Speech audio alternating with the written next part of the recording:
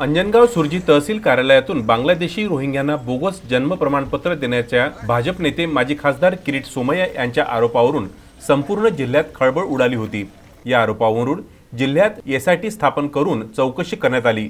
मात्र चौकशीत प्रशासनाकडून झिरो रिपोर्ट मिळाल्याने किरीट सोमय्या यांनी बांगलादेशी रोहिंग्यांविरोधात थेट अंजनगाव पोलीस स्टेशन येथे 6 फेब्रुवारी रोजी तक्रार दाखल केली आणि यामध्ये शेकडो पुरावे सादर केले। यामुळे संपूर्ण प्रशासनात खळबळ उडालेली आहे।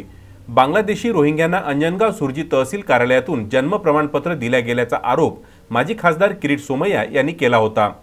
13 जानेवारी रोजी किरीट सोमय्या हे स्वतः अंजनगाव सुरजी येथे चौकशीकरिता आले होते।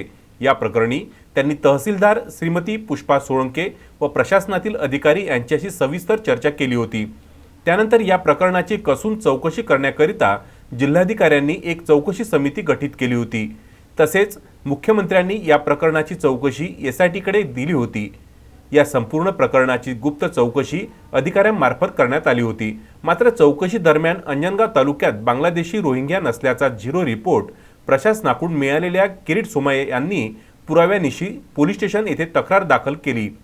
प्रमाणात बोगस कागदपत्र, फर्जी डॉक्युमेंट, बेनामी लोकांचे अर्ज इथल्या तहसीलदार कार्यालयाने 1484 पैकी 0 अर्ज फेटाळले।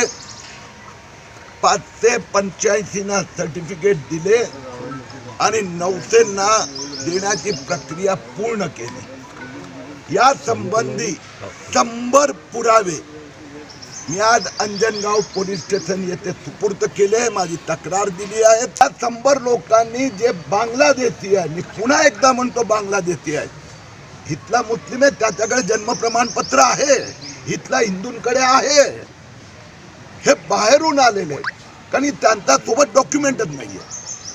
आणि असे फर्जी एक उदाहरण देतो। एका उर्दू शाळेत लिव्हिंग सर्टिफिकेट टीसी जोडलाय, ज्याचं टीसी जोडलंय ना ते केव्हा देण्यात आलं, तारीख केव्हाची 2023। त्याचं वय किती माहित आहे? 30 मध्ये शाळेत प्रवेश घेतला, 1939 मध्ये शाळा सोडली। त्या व्यक्तीचं स्कूल लिव्हिंग सर्टिफिकेट हे 2023 मध्ये घेण्यात आलं। मला हिंदुस्थानाची कुठली अशी शाळा की ज्याच्याकडे 39 चे रेकॉर्ड आहे, 38 चे रेकॉर्ड आहे, फर्जी लिव्हिंग सर्टिफिकेट देण्यात आलं आहे। शेकडो फर्जी टीसी देण्यात आलेले आहे, कॉम्प्युटर प्रिंटआउट देण्यात आले आहे। फक्त आधार कार्डाच्या आधारावर जन्म प्रमाणपत्र देण्यात आलं आहे।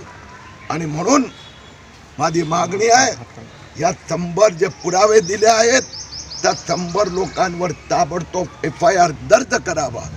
आणि यात तहसीलदार कार्यालयातले काही लोक इन्व्हॉल्व आहेत, काही एजंट इन्व्हॉल्व आहेत आणि काही वकील पण इन्व्हॉल्व आहेत। कारण की माहीत असताना की व्यक्ती इथे नाही आहे, म्हणजे मी त्यांना 1 डझन असे अर्ज दिले आहेत की ती व्यक्ती तहसीलदारकडे कधी आलीच नाही, ती व्यक्ती अस्तित्वात आहे की नाही माहीतच नाही, त्यांनी अर्जही केला नाही, त्याच्यासाठी दुसरा कोणी अर्ज केला।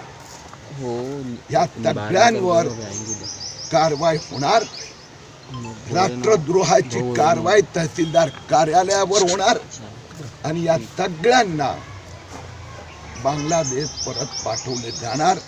हे 100 पुरावे मी दिले आहेत, पण सगळे 1484 अर्ज तपासावे अशी माझी मागणी आहे। सर, या प्रकरणात समिती नेमली होती चौकशी, त्याचा अहवाल प्राप्त झाला का? मी मुख्यमंत्र्यांशी काल बोललो आणि मी म्हणालो की या कलेक्टरची पण चौकशी झाली पाहिजे। कलेक्टरनी हे प्रकरण दाबण्याचा प्रयत्न केला। तो किरीट सोमय्या 100 प्रकरण देऊ शकतो, तर कलेक्टर काय करत होते? आणि ही तहसीलदारला जबाबदारी कलेक्टरनी दिलेली आहे। आणि असा प्रकार जो एकदम खुल्लेआम देशद्रोह, तर कलेक्टर भले गोड बोलत असणार, पण त्याला पण दाब द्यावा लागणार। त्याचा कमिटीने काय केलं आतापर्यंत? काही केलेलं नाहीये। समितीचे अध्यक्ष साहेब HD साहेब होते ना. जे कोणी असेल त्यांनी जाब द्यावा लागणार. सर प्रकरण अचलपूर ते म्हणजे अमरावती किंवा जिल्ह्यात कुठे कुठे असू शकतं आपण? महाराष्ट्रात वास्तविकरित्या हे अधिकार तहसीलदारला नोव्हेंबर 2023 मध्ये देण्यात आले. 2024 पासून तहसीलदारनी या कामाची सुरुवात केली. हा संबंध महाराष्ट्रात प्लान केलेला घोटाळा आहे. 2,23,000 अर्ज आले जन्म प्रमाणपत्रासाठी. त्यातनं 99% मुस्लिम समाजात आहे. जर जन्म प्रमाणपत्र जुनं नसेल तर सगळ्या हिंदू समाजांचे पण नसले पाहिजे. परंतु 69 ते 2023 पर्यंत इथे राहणारे मुस्लिम हिंदू सगळ्यांचे जन्म प्रमाणपत्र आले. हे जे 54 असे शहर आहेत की जिथे 1,000 ते 5,000 प्रमाणपत्राचे अर्ज आले दिले गेले, त्यातनं 52 हे फक्त मराठवाडा आणि विदर्भात आहे.